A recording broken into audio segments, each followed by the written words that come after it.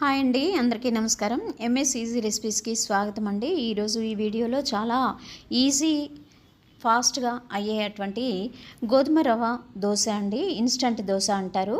ఇది చాలా ఆరోగ్యపరంగా కూడా చాలా మంచిది. ఇది ఎలాంటి పల్లి చట్నీ, పుట్నాల చట్నీ, టమాటా చట్నీ ఏ చట్నీతో అయినా కూడా సర్వ్ చేసుకోవచ్చు. ప్లీజ్ స్కిప్ చేయకుండా చూడండి.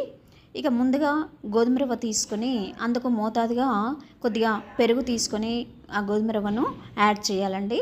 ఆ తర్వాత కొద్దిగా వాటర్ కలుపుకోవాలి. అంటే ఒకటి గోధుమ రవ్వ అయిందనుకోండి, ఒకటి పెరుగు, ఒకటి వాటర్, లేదా 2 గ్లాసులు మజ్జిగ అలా పోసి కలుపుకొని కొద్దిగా చిటికెడంత సాల్ట్ వేసుకొని అందులో యాడ్ చేసుకొని ఇలా కలిపిన తర్వాత ఒక అర్ధగంట అలా మూత పెట్టి పక్కకు పెట్టేసి ఆ తర్వాత కొద్దిగా నానిన తర్వాత అది మిక్సీ జార్లో వేసుకోవాలండి. అలా వేసుకొని కొద్దిగా వాటర్ యాడ్ చేసేసుకొని ఇందులో చూపించిన మాదిరిగా గ్రైండ్ చేసుకొని అలా పెట్టేసుకోవాలి. ఈలోపు స్టవ్ మీద మందపాటి పాన్ పెట్టేసుకొని స్టవ్ మీడియం ఫ్లేమ్లో పెట్టాలండి.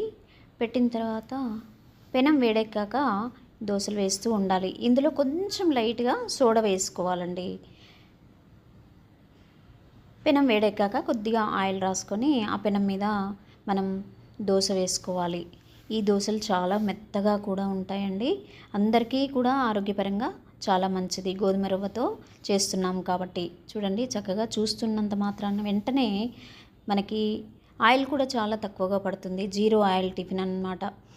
ఇలా ఒక్క నిమిషం మూత పెట్టేసుకొని తీసిన తర్వాత ఈ విధంగా దోశను ఒకసారి మరలేసుకోవాలి.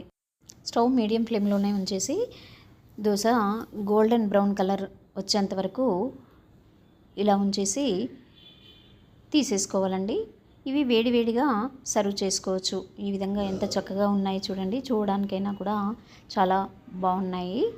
ఇన్స్టంట్ దోశ మిక్స్ అండి ఇది టమాటా చట్నీతో సర్వ్ చేస్తున్నాను.